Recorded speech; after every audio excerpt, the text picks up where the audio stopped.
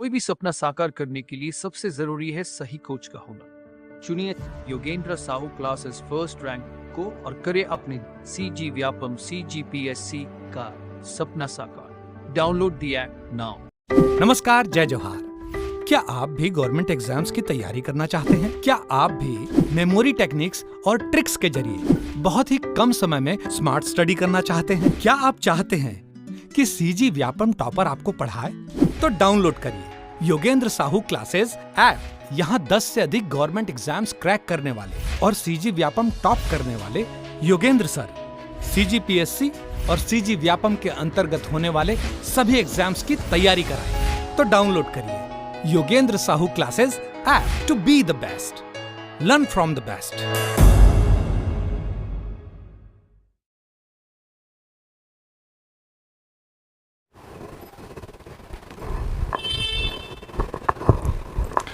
सो what's up people. So last vlog जो हमने upload किया था, जैसा कि आप लोगों के कमेंट्स थे वो पढ़ के हमको ऐसा फील हुआ कि वो बहुत ही अच्छा लगा आपको, और हम चाहते हैं कि इसी तरीके के व्लॉग्स हम आपको और देते रहें, क्योंकि इन व्लॉग्स को शेयर करने के पीछे हमको मोटिवेशन तभी मिलता है जब कि आप इन पे रिप्लाई करते हैं या आप इन पे कमेंट्स करते हैं जो कि आपको बहुत अच्छा लगा। तो थैंक यू सो मच आप लोगों ने जो हमें मोटिवेट किया, जो आप लोगों ने हमको इतना प्यार दिया और इतनी सारी चीज़ों को एक्सेप्ट किया। तो हम इस सीरीज़ को आगे कंटिन्यू रखते हैं। तो इस सीरीज़ को कंटिन्यू रखने के लिए हम आज का जो व्लॉग है इसी को हम आपसे शेयर करने वाले हैं। तो जैसा कि आप लोगों ने कमेंट में लिखा था कि आप लोगों को बहुत ही अच्छा लगा जो पर्सनालिटी डेवलपमेंट की क्लासेस हैं उसके लिए। अब पर्सनालिटी डेवलपमेंट में और भी आपको कंटेंट चाहिए और भी चीज़ें चाहिए जिससे कि आपकी जो पर्सनालिटी है वो डेवलप हो पाए। लास्ट व्लॉग में हमने डिस्कस किया था कि पर्सनालिटी होती क्या है और उसको डेवलप कैसे किया जाए। 2 तरीके की होती है, जैसा कि हमने लास्ट व्लॉग में बताया था, इनर एंड आउटर। अब इनको हम जो टॉपिक्स है टॉपिक वाइज हम जो है डिस्कस आगे करेंगे। अब इन टॉपिक्स में हम सबसे पहली चीज़ है वो है हमारा, क्या हो सकता है? एनी गेसेस क्या हो सकता है? देखिए, जब कभी भी हम किसी से मिलते हैं, जब कभी भी हम कहीं भी जाते हैं, तो सबसे पहली चीज़ हम क्या करते हैं? नॉर्मली हर कोई आपको नहीं जानता है। आप कहीं पे भी जाएंगे, ज़रूरी नहीं है कि हर कोई आपको जाने, ठीक है, लेकिन आप जो आपको पहचाने सामने वाला, उसके लिए आप क्या करते हैं? आप खुद को क्या करते हैं? इंट्रोड्यूस करते हैं। तो आज का जो हमारा टॉपिक है वो है हमारा इंट्रोडक्शन।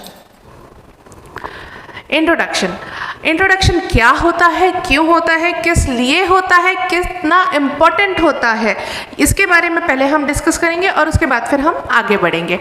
इंट्रोडक्शन जो होता है वो हम नॉर्मली कहीं भी जाते हैं तो सबसे पहली चीज़ हम यही करते हैं। इंट्रोडक्शन कई तरीके का होता है, फॉर्मल होता है, कैजुअल होता है। फॉर्मल और कैजुअल में बहुत ज़्यादा डिफरेंस नहीं होता है, बस बात सिर्फ इतनी है कि फॉर्मल तब होता है जब कभी आप अपने ऑफिशियल पर्पज़ से या अपने स्टडीज़ से रिलेटेड या ऐसे कहीं पर आप अगर जाते हैं तो वो आपका फॉर्मल इंट्रोडक्शन होता है, जो कि बहुत ही लिमिटेड होता है। उसमें आपको बहुत सारी चीज़ें नहीं बतानी होती हैं, आपको सिर्फ अपने जो इम्पोर्टेंट चीज़ें हैं उन्हीं को कवर करना होता है। नेक्स्ट होता है कैजुअल इंट्रोडक्शन जो होता है आपका, वो आप कैजुअली लोगों से मिलते हो, जब अपने फ्रेंड्स से मिलते हो, अपने फैमिली से मिलते हो, कहीं भी गैदरिंग में जाते हो, तो जब आप चीज़ें शेयर करते हो तो वो होता है आपका कैजुअल इंट्रोडक्शन। तो ये 2 तरीके के इंट्रोडक्शन बताए, फॉर्मल एंड कैजुअल। ज़्यादातर जो हम यूज़ करते हैं वो कैजुअल यूज़ करते हैं, फॉर्मली बहुत कम यूज़ करते हैं। जब कभी इम्पोर्टेंट होता है तो हम उसको यूज़ करते हैं। देखिए, इंट्रोडक्शन एक ऐसी चीज़ होती है जो किसके बारे में होती है? हमारे खुद के बारे में होती है। जब वो हमारे खुद के बारे में होती है तो हमको वो चीज़ पता होनी चाहिए, क्योंकि लोगों का ऐसा परसेप्शन होता है या ऐसी सोच होती है जो कि गलत भी नहीं है कि जो बंदा या बंदी अपने खुद के बारे में नहीं बोल सकता उसको दूसरी नॉलेज या दूसरी चीज़ें क्या पता होंगी, राइट? तो ये आपके खुद के बारे में है। तो अगर आप खुद के बारे में ही नहीं जानते हैं तो आपसे कुछ और एक्सपेक्ट करना बहुत ही दूर की बात हो जाती है। तो इम्पॉर्टेंट है कि आप अपना इंट्रोडक्शन इतना अच्छे से प्रिपेयर करें, इतने अच्छे से लोगों के सामने प्रेजेंट करें कि सामने वाला आपसे इम्प्रेस हो जाए और बहुत ही खुश हो जाए कि यार क्या इंट्रोडक्शन दिया, ऐसा इंट्रोडक्शन तो मुझे भी आना चाहिए, या मैं भी ऐसा इंट्रोडक्शन दूंगा तो शायद लोगों के सामने मेरा इंप्रेशन बहुत ही अच्छा होगा। Next, what is introduction, why it is important, what is your introduction? Obviously आपके बारे में है, आपका नाम, आप कहाँ रहते हैं, आप कितने साल के हैं, आपने क्या स्टडीज़ करी है, आपको क्या पसंद है, क्या नापसंद है, ये सारी चीज़ों को मिला के अगर हम एक वर्ड में बताना चाहें तो वो होता है इंट्रोडक्शन। जब कभी आप इंटरव्यू में जाते हैं तो आपको सबसे पहला क्वेश्चन यही पूछा जाता है, इंट्रोड्यूस योरसेल्फ, मतलब कि अपने बारे में बताइए, अपने आप को इंट्रोड्यूस करिए। और जब आप अपने आप को इंट्रोड्यूस बहुत ही अच्छे वे से करते हैं ना, तो सामने वाला सुनने वाला इतना खुश हो जाता है और अपने दिमाग में ये बना लेता है कि यार ये हमारे ऑफिस के लिए, ये हमारे इस प्रोफाइल के लिए बहुत ही परफेक्ट बंदा होगा, क्योंकि जब ये अपने बारे में इतने अच्छे तरीके से बता रहा है तो डेफिनेटली इसकी नॉलेज भी अच्छी होगी, इसका काम भी अच्छा होगा। तो फर्स्ट इंप्रेशन जो है ना आपका वहाँ पे बन जाता है, जो कि हम हमेशा कहते हैं first impression is your last impression. अगर आपने फर्स्ट इंप्रेशन बहुत ही अच्छा दिया है सामने वाले को तो डेफिनेटली वो आपको बहुत ही लंबे टाइम तक याद रखता है और आपका इंट्रोडक्शन भी वो याद रखता है। तो इंट्रोडक्शन क्यों इम्पॉर्टेंट है? क्योंकि वो हमारे बारे में है। दूसरी चीज़ व्हाट इज़ इंट्रोडक्शन, तो वो हमारे बारे में जितनी भी चीज़ें होती हैं वो हमारा इंट्रोडक्शन होता है। Why it is important? क्योंकि ये आपका फर्स्ट इंप्रेशन होता है, ये एक तरीका होता है अपने आप को किसी के सामने प्रेजेंट करने का, तो इसलिए ये इम्पॉर्टेंट है। नेक्स्ट, आपको जो इंट्रोडक्शन है ना वो आपको इस तरीके से याद होना चाहिए ना कि कोई आपको अगर नींद से भी उठा के से हिला के बोले ना कि योर इंट्रोडक्शन, तो आप एक लाइन में चालू करें और जब वो ख़त्म होना तभी आप रुके। इतने अच्छे से आपको इंट्रोडक्शन आना चाहिए, क्योंकि वो आपके बारे में है। अगर आप अपने बारे में नहीं बता पाओगे तो फिर आप आगे कुछ भी नहीं कर सकते। तो it should be pre written, मतलब कि वो पहले से लिखा हुआ होना चाहिए। देखिए लाइफ में बहुत सारी चीज़ें बदलती रहती हैं, आपका एक्सपीरियंस बदल जाएगा, बाकी चीज़ें बदल जाएंगी, आपका एजुकेशन बदल जाएगा, लेकिन जो बेसिक चीज़ें होती है ना आपके इंट्रोडक्शन की, वो कभी नहीं बदलने वाली है। आपका नाम कभी बदलने वाला है? नहीं, कभी नहीं बदलेगा आपका नाम, ठीक है। आपकी एज है वो चेंज होती रहेगी, लेकिन वो सिर्फ नंबर में चेंज होगी। जो फॉर्मेट होगा उसको बताने का वो आपका सेम ही होगा। आपका एड्रेस चेंज हो सकता है लेकिन फॉर्मेट चेंज नहीं होगा।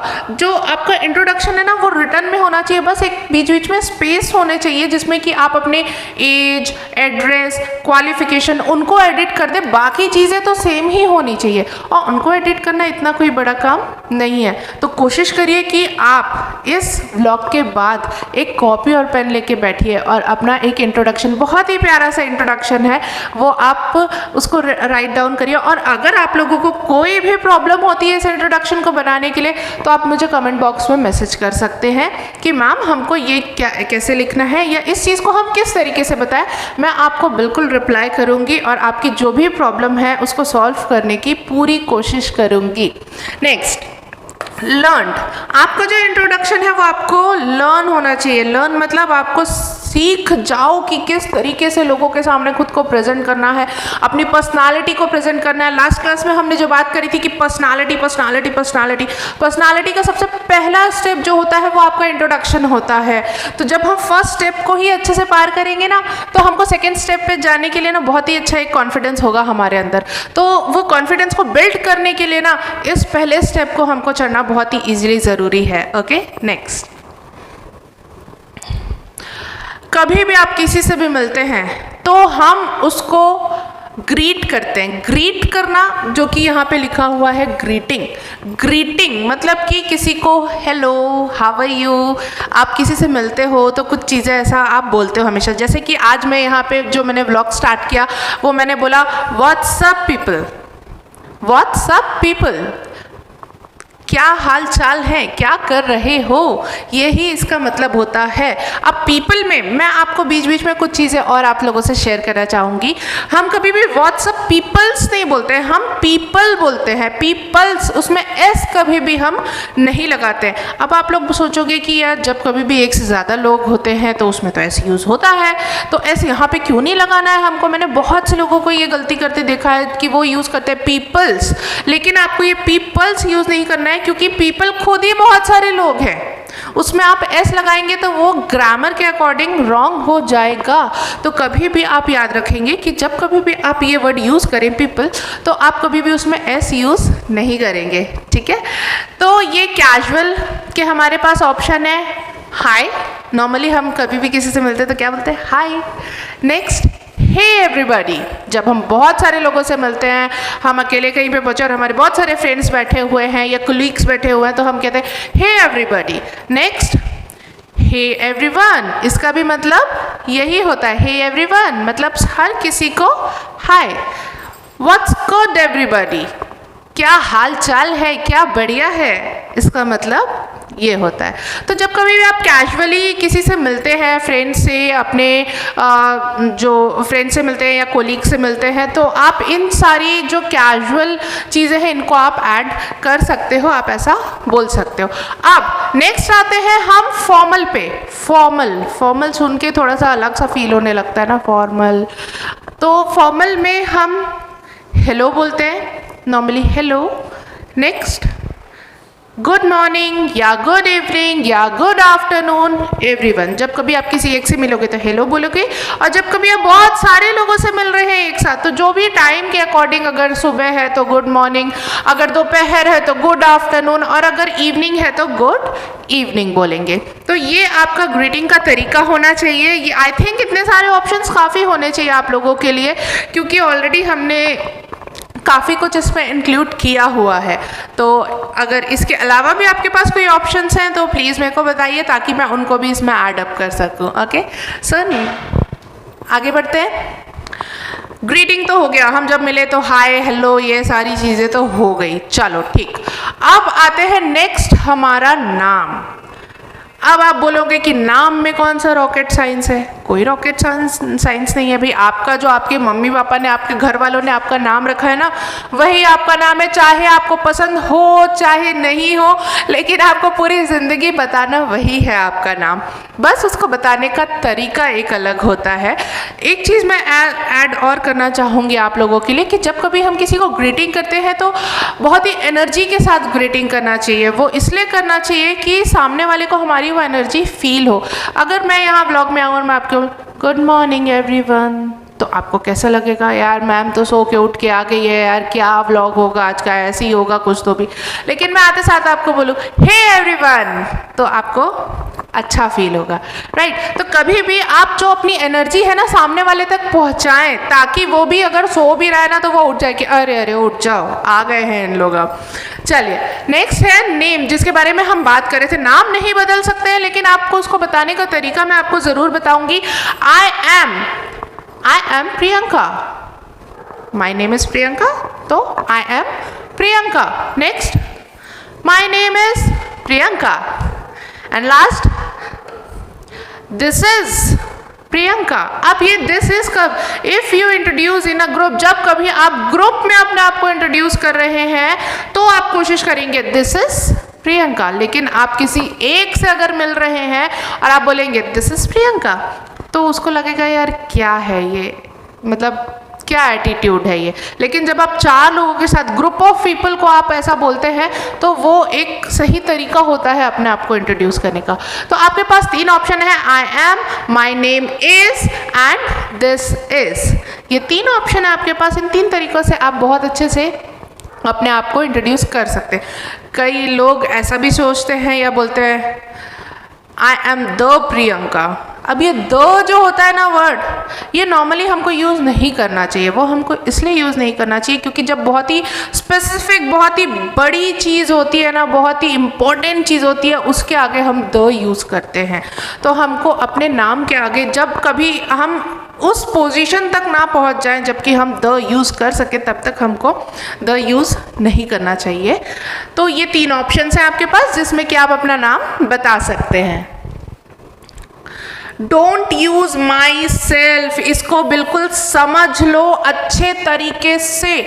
मैंने हजारों लोगों को ये बोलते सुना है माई सेल्फ, जो भी उनका नाम है वो।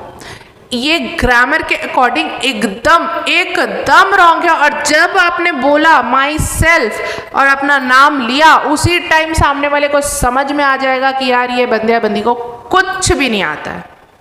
ठीक है, तो ये ग्रामर के अकॉर्डिंग गलत है। दूसरा, ये बहुत ही एरोगेंट शो करता है। एरोगेंट मतलब कि बहुत ही हार्श, मतलब कि आप बहुत ही अकड़ू हो, आपका एटीट्यूड बहुत ही नेगेटिव है, तो कभी भी आप माई सेल्फ यूज़ नहीं करोगे। इस चीज़ को बहुत अच्छे तरीके से समझ लो। बहुत सी पीटी क्लासेस में बच्चों को जब हम इंट्रोडक्शन के लिए खड़ा करते हैं, नॉर्मली ऐसा होता है कि नई बैच आती है तो हम बच्चों को बोलते हैं introduce yourself, just give me your name, what you are doing right now, means what आप क्या करते हैं, आप पढ़ रहे हैं, जॉब करते हैं या क्या करते हैं, and from where you are, कि आप कहाँ से हो, ये 3 चीज़ें आप बताओ। नॉर्मली ऐसा क्लास में होता है। तो मैक्सिमम बच्चों के मुंह से मैं ये सुनती हूँ वर्ड माई सेल्फ, जो कि बहुत ही रॉन्ग और बहुत ही नेगेटिव वर्ड है, तो उसको हमको यूज़ कभी भी नहीं करना चाहिए। So how to create first impression, हम अभी बात कर रहे थे ना, first impression is the last impression. तो ये फर्स्ट इम्प्रेशन होता क्या और उसको कैसे हम क्रिएट कर सकते हैं? तो ये देखिए, I am very much delighted to part of. आप अगर कभी भी किसी ग्रुप में अपने फ्रेंड्स लोगों से मिल रहे हैं या कभी ऐसा कोई गेट टुगेदर है उसमें जा रहे हैं, तो आप इस सेंटेंस को यूज़ करेंगे, I am very much delighted to be a part of, मतलब कि मैं बहुत खुश हूँ आप लोगों के साथ इस वक्त यहाँ पे होके आप लोगों की इस पार्टी का या इस गेट टुगेदर का एक पार्ट बन के मैं बहुत ही खुश हूँ। जब आप ये खुश हूँ, ये जो डिलाइटेड जो है ना आप दिखा रहे हैं कि यार मैं बहुत खुश हूँ, तो ये सामने वाले को उसकी इम्पोर्टेंस दिखाता है। नॉर्मली लोगों को अपनी इम्पोर्टेंस अच्छी लगती है ना, कि अगर आपको कोई इंपॉर्टेंस दे रहा है तो डेफिनेटली आप बहुत अच्छा फील करते हो। तो जब कभी आप ये यूज़ करते हैं, I am very delighted to be a part of this party और दिस ग्रुप और दिस इवेंट, तो सामने वाला बहुत खुश हो जाता है कि यार सामने वाला बहुत अच्छा खुश है तो मैं भी बहुत खुश हूँ।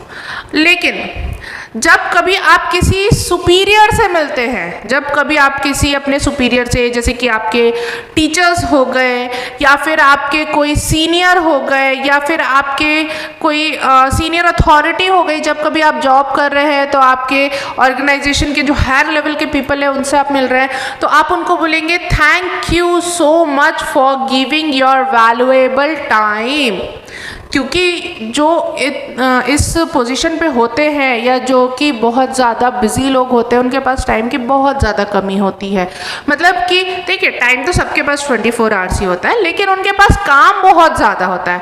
ये बोलना गलत होगा कि उनके पास टाइम कम होता है, ये बोलना सही होगा कि उनके पास काम बहुत ही ज़्यादा होता है। तो जब उनके पास काम बहुत ज़्यादा होता है और वो फिर भी आपको अपना टाइम दे रहे हैं, इट मीन्स कि वो आपके लिए एक फेवर कर रहे हैं और उसके लिए थैंक यू करने में कोई बुराई नहीं है। और जब आप उनको ये बोलते हैं ना कि thank you so much for giving your valuable time, तो उनको भी ये फील होता है कि यार मेरे टाइम को सामने वाला भी इतनी वैल्यू दे रहा है।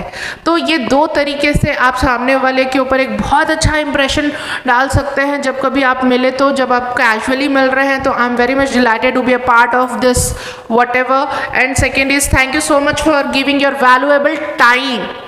टाइम बहुत इंपॉर्टेंट चीज़ होती है जो कि आने वाले व्लॉग्स में हम डिस्कस करने वाले हैं। ओके, सो नाउ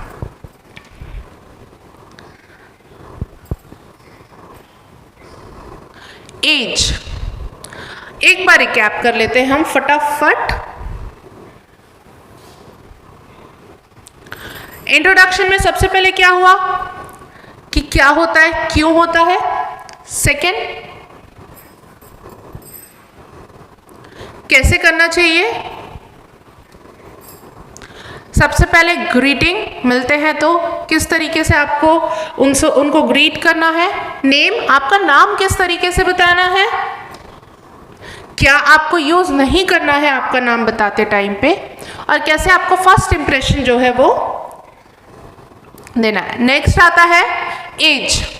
जब कभी आप मिलते हैं किसी से तो नॉर्मली एज नहीं बताते हैं, लेकिन आप किसी इवेंट में हैं या आप इंटरव्यू में हैं तो आप एज शेयर करते हैं, ठीक है। है। अब कई लोगों को ये फोबिया भी होता है कि यार मेरे को अपनी एज नहीं बतानी, लड़कियां नॉर्मली ऐसा बोलती है कि मेरे को अपनी एज नहीं बतानी है। उसका भी सॉल्यूशन है हमारे पास, उसका भी सॉल्यूशन है और बिल्कुल आपको बताएंगे भी, ठीक है। सबसे पहले आई एम, जो भी आप जितने भी साल के हैं आप वहाँ पे for example you are 28, I am sorry I am 28 year old, I am 28 year old, मतलब कि ओल्ड मतलब पुराना, लेकिन यहाँ पे इसका मतलब ये नहीं है, इसका मतलब है कि मैं 28 ईयर्स का हूँ। अगर आपको इतना लंबा सेंटेंस नहीं बोलना है तो आप ये भी बोल सकते हैं आई एम 28 ईयर्स, या आई एम 28 ईयर्स भी मतलब है आई एम 28, मैं 28 का हूँ। उसके आगे वो अंडरस्टूड होता है, आपको आगे कुछ लगाने की ज़रूरत नहीं पड़ती है। अब कई लोगों को नहीं बताना है कि मैं 28 साल का हूँ, चाहे मैं 24 साल का हूँ, चाहे मैं 25 साल का हूँ, तो सबसे अच्छा सोल्यूशन है I am at my early. Early मतलब शुरुआती, जैसे कि फॉर एग्जाम्पल 21, 22, 23, ये अर्ली हो गया। मिडिल 25, 26 एंड लेट 28, 29, 30, ठीक है। I am at my early 20s, मैं अपनी 20s के अर्ली में हूँ। I am at my middle of 20s, I am at my late of 20s, ठीक है। आपने स्पेसिफिकली डेट नहीं बताई, आपने स्पेसिफिकली नंबर, सॉरी डेट नहीं, नंबर्स नहीं बताए, पर आपने बता दिया कि आपकी एज क्या है। अंडरस्टूड? नेक्स्ट आता है प्लेस, आप कहाँ रहते हैं। आप किसी को भी बिल्कुल बताते हैं कि आप कहाँ रहते हैं, ठीक है। अब वो बताने के तरीके क्या होते हैं। आई बिलोंग टू भिलाई, मतलब कि मैं भिलाई से हूँ। I am from steel city Bhilai, हम ऐसा बोलते हैं, हमको बहुत प्राउड है कि हम भिलाई में रहते हैं और भिलाई एक स्टील सिटी है, तो हम ऐसा बोलते हैं I am from steel city Bhilai. I am from Bhilai and currently living in Bangalore, मैं भिलाई से हूँ लेकिन राइट नाउ मेरी जॉब जो है वो बैंगलोर में है, तो मैं बैंगलोर में रहता हूँ या फिर रहती हूँ। I am originally from Bhilai Chhattisgarh, मैं ओरिजिनली मतलब कि मैं यहीं पे मेरा बर्थ हुआ, मेरे पेरेंट्स यहीं पे हैं, मेरे जो ग्रैंड पेरेंट्स हैं वो भी यहीं पे हैं, तो हम शुरू से यहीं पे रहे, हम कहीं नहीं गए कभी भी, ठीक है। I was born and bought up in Bhilai, मतलब कि मेरा बर्थ यहीं पे हुआ है, ठीक है, और मैं यहीं लाया गया हूँ और यहीं पे मेरा जो है पूरा जो टीनेज और सारी चीज़ें हैं वो यहीं पे हुई है। आई ग्रीव अप इन भिलाई, मैं बड़ा हुआ हूँ। ग्रीव अप मतलब मैं बड़ा हुआ हूँ भिलाई में, मैं छोटा था और उसके बाद मैं बड़े होते होते जो आज की डेट पे जितना भी बड़ा हुआ हूँ तो मैं भिलाई से ही हूँ, ठीक है। तो इतने सारे ऑप्शंस हैं आपके पास, आप इनमें से जो आपको इजी लगे, जो आपको अट्रैक्टिव लगे, जो आप कंफर्टेबल लगे, आप इनमें से कोई भी एक चूज कर लीजिए, कुछ भी गलत नहीं है, ठीक है। I am belong to Bhilai, I belong to Bhilai, I am from steel city Bhilai, I am from Bhilai and currently living in Bangalore और पुणे और whatever is the city. I am originally from Bhilai Chhattisgarh, I was born and bought up in Bhilai, I grew up in Bhilai, okay.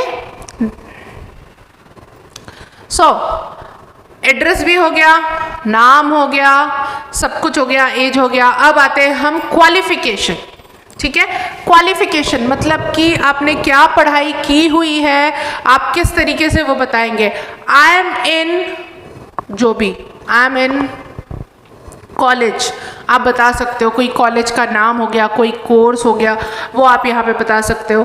फिर second है I am pursuing और doing और studying, या तो pursuing बोलिए या तो डूइंग बोलिए या स्टडिंग बोलिए।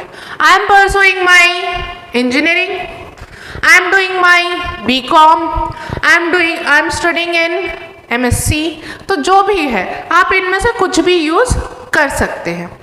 आई हैव रिसेंटली कंप्लीटेड, अब कई लोग ऐसे भी होंगे जिनका ग्रेजुएशन कंप्लीट हो चुका है, तो आप और आगे आप सिर्फ जो कॉम्पिटिटिव एग्जाम है उनकी तैयारी कर रहे हैं, आप आगे और कोई पढ़ाई नहीं कर रहे हैं। पढ़ाई इन द सेंस मतलब कोई कोर्सेज नहीं कर रहे, तो आप बोलेंगे I have recently completed my BCom, मैंने अभी अभी अपना जो है जो भी कोर्स है खत्म किया है, आप वो बता सकते हो। आई am in a final year of, I am in a final year of, अगर आप फाइनल ईयर में हैं तो भी आप उसको मेंशन कर सकते हैं कि I am in a final year of BSc,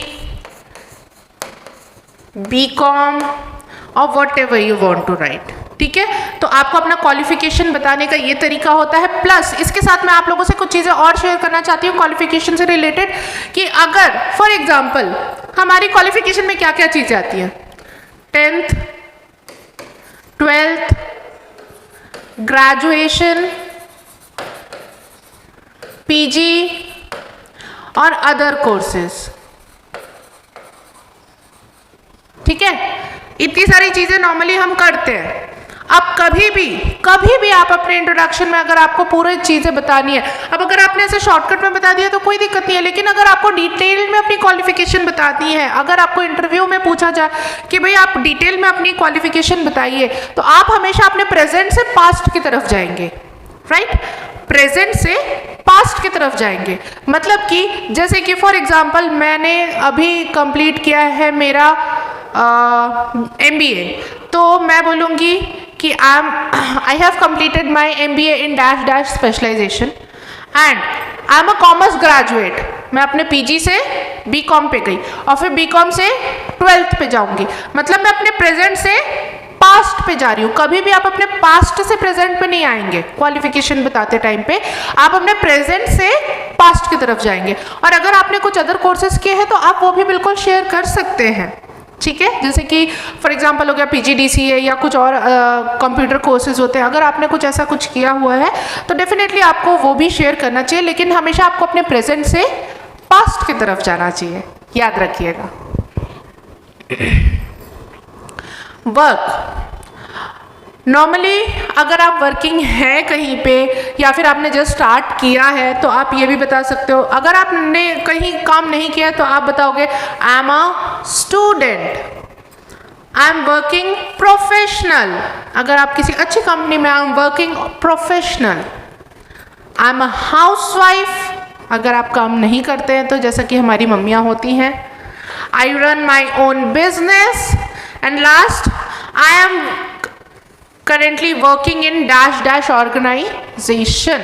अगर आप किसी ऑर्गेनाइजेशन में काम कर रहे हैं तो ठीक है, आपके पास क्या क्या ऑप्शन है। अगर आप स्टूडेंट है तो ये, अगर आप कहीं पे वर्किंग प्रोफेशनल है तो ये, अगर आप हाउसवाइफ है या फिर इसको हम होम मेकर भी बोलते हैं,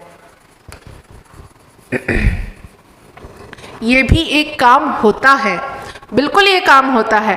हम कभी इस चीज़ को हमने कभी भी काम समझा नहीं।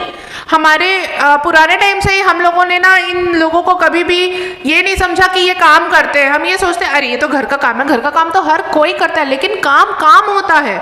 अगर ये काम नहीं करेंगे ना तो हमारे बाहर के सारे काम बंद हो जाएंगे। तो इसलिए ये भी एक बहुत इम्पॉर्टेंट काम है और हमको इनकी बहुत बहुत बहुत ज़्यादा रिस्पेक्ट करनी चाहिए। सिर्फ मदर्स डे या फिर उनके बर्थडे या कोई ऐसे स्पेशल या वुमेंस डे ऐसे ओकेशंस पे नहीं, हर दिन हमको इनकी इज़्ज़त करनी चाहिए। इसलिए नहीं कि मैं खुद भी एक वुमेन हूँ, पर इसलिए क्योंकि वो डिज़र्व करती हैं, वो रिस्पेक्ट, वो सारी चीज़ें डिज़र्व करती हैं जो कि उनको मिलना चाहिए। ठीक है, तो ये है हमारी हाउसवाइफ, होम मेकर्स। अगर मैं अपना बिजनेस चलाती हूँ तो आई run my own business, I am currently working in dash dash. जो भी ऑर्गेनाइजेशन में आप काम करते हैं आप उसके बारे में बता सकते हैं। अब एक चीज़ और है कि कई लोगों के पास ऐसा भी होगा कि भाई हमने और भी काम किया है, हमने 2 जॉब जो है स्विच करी है। तो पहले जैसा कि हमने क्वालिफिकेशन का बोला था, पहले आप करंट वाले के बारे में बताएंगे, फिर आप पास्ट पे जाएंगे। हाँ, इसमें एक चीज़ और छूट गई, अगर आप कॉम्पिटिटिव एग्जाम की प्रिपरेशन कर रहे हैं तो आप ये बिल्कुल बोल सकते हैं कि currently I am preparing for the, जो भी आप एग्ज़ाम की तैयारी कर रहे हैं आप उसका नाम बोल सकते हैं, राइट। तो ये आपके वर्क का ऑप्शन है। इतनी सारी चीज़ें हैं, इनको आप इंक्लूड करिए और फिर अपना इंट्रोडक्शन बनाइए। आई होप आप लोगों को यहाँ तक सारी चीज़ें समझ में आ रही होंगी, कोई भी आपको डाउट नहीं होगा। पर अगर आपको कोई डाउट है, अगर आपको ऐसा लगता है कि मैम बहुत ज़्यादा स्पीड में पढ़ाती हैं या मैम बहुत ज़्यादा स्लो पढ़ाती है या फिर एग्जाम्पल सही नहीं है या ऐसा कुछ समझ में नहीं आया, तो प्लीज़ आप मुझे कमेंट बॉक्स में बताइए ताकि हम उन चीज़ों को ठीक कर सके और ज़्यादा इम्प्रूव हो सके। नेक्स्ट, एक्सपीरियंस, वो तो वर्क था कि आप करते क्या है। अब हम एक्सपीरियंस में आएंगे। I have 10 years of experience. जब आप स्पेसिफिक ईयर्स बताएंगे, 10 years, 8 years, 4 years, 5 years, I have 8+, जब आपको ना स्पेसिफिकली नहीं बताना है कि कितने साल आप काम किए हो, आपको सामने वाले का से मतलब उसमें छोड़ देना है कि यार वो सोचता रहे कितने साल काम करी हो, मैं तो बस एक एस्टिमेटेड बता देती हूँ। तो ऐसा 8+ कर दो। अब 8+ में 10 भी हो सकता है, 12 भी हो सकता है, कुछ भी हो सकता है, ठीक है। I worked as a dash in dash organisation. I worked as a assistant professor in, for example, any college.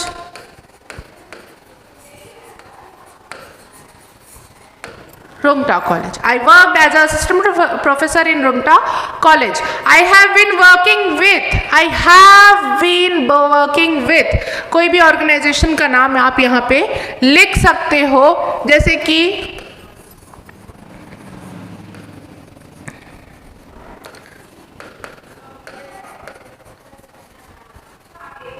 Yogen sir classes, ठीक है। तो आपको अपने एक्सपीरियंस बताने के ये ऑप्शंस हैं। जब आप ईयर बताना चाहें तो आप इसको यूज़ करें बिल्कुल। जब आप ईयर नहीं बताना चाहते फिर भी आप ईयर को एक जस्ट उनको बता देना चाहते हैं कि इतना इतना करीब मेरे पास एक्सपीरियंस है, तो आप प्लस करके आप उसको बता सकते हैं। जब आप पूरा स्पेसिफिकली उनको जगह के बारे में बताना चाहते हैं तो एज अ प्रोफाइल आप प्रोफाइल भी बताएंगे और ऑर्गेनाइजेशन का नाम भी बताएंगे।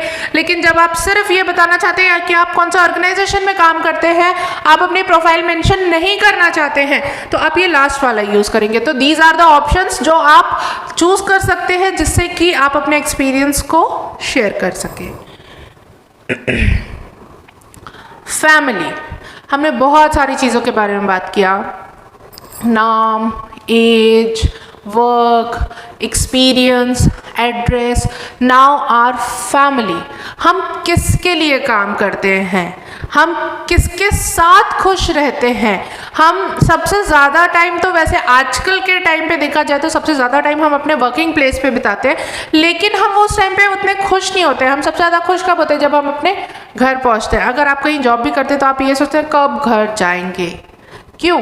क्योंकि आपको घर जाके खुशी मिलती है। घर जाके खुशी क्यों मिलती है? क्योंकि वहाँ पे कौन होता है, आपकी family.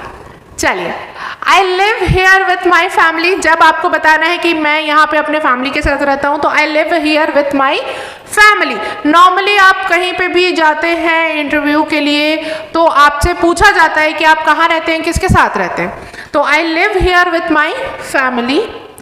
We are a family of 4, मतलब कि मेरे मम्मी पापा और मेरा एक sibling. We are a family of 4। हमारे फैमिली में कितने मेंबर्स हैं? 4। मम्मी, पापा, मैं और भाई या बहन, ठीक है। I am a single parent. Single parent मतलब कि आप अकेले हैं या आप सेपरेट हो गए हैं अपने स्पाउस से या पार्टनर से। ये नॉर्मली बड़े लोगों के लिए होता है, जो पढ़ाई कर रहे हैं उन लोगों के लिए ये एलिजिबल नहीं है, बट इसको फैमिली में इंक्लूड करना है, इसलिए मैंने इसको इंक्लूड किया हुआ है कि I am a single parent. सब सिंगल पेरेंट या तो फादर भी हो सकते हैं या मदर भी हो सकते हैं जिनकी कोई एक एक्सपायर हो गए हों, तो ऐसा भी हम बोल सकते हैं। तो I am a single parent, I am a proud single parent, ऐसा भी आप बोल सकते हैं। प्राउड मतलब कि गर्व, मतलब मैं अकेले सारी चीज़ें हैंडल कर रहा हूँ या कर रही हूँ, तो उसको आप ऐसा भी आप बोल सकते हैं एक रिस्पेक्टफुल वे में। लास्ट है, I live in Bhilai but most of my extended family lives in a MP। मैं भिलाई में रहती हूँ, ठीक है। लेकिन मेरी जो एक्सटेंडेड फैमिली है, मतलब कि मेरे ग्रैंड पेरेंट्स, मेरे अंकल आंट और मेरी पूरी फैमिली जो है वो कहाँ पे है? MP. MP means Madhya Pradesh, right. तो आप ऐसा भी बोल सकते हो कि I live in a Bhilai but most of my extended family lives in a MP. तो ये फैमिली के बारे में है कि फैमिली के साथ आप रहते हैं, चाहे आप अकेले रहते हैं।